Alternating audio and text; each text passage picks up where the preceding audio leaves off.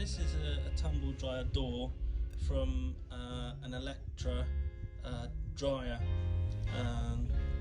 tumble dryer, and I had a problem with this. Now this is the latch that latches that shuts the door and makes it all work, and basically this had snapped off, so subsequently I've just gone and done super glue. I'm hoping that's going to work.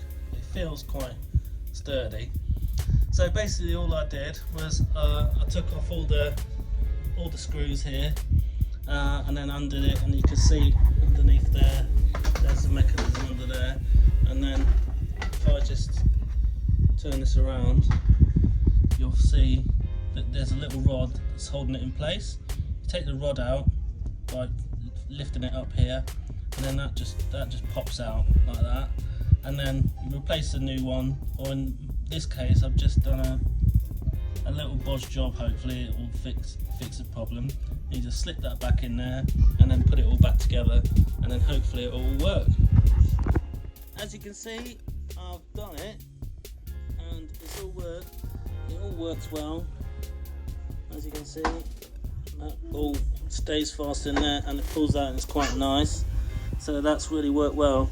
The only thing is, you just need to make sure that when you're putting it back, it needs to be this way.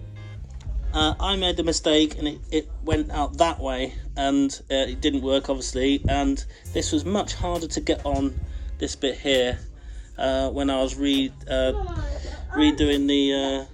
the screws. So if you get it in the right way, the screws will easily go in and it'll all clip back together nice and easy. Alright, wonderful.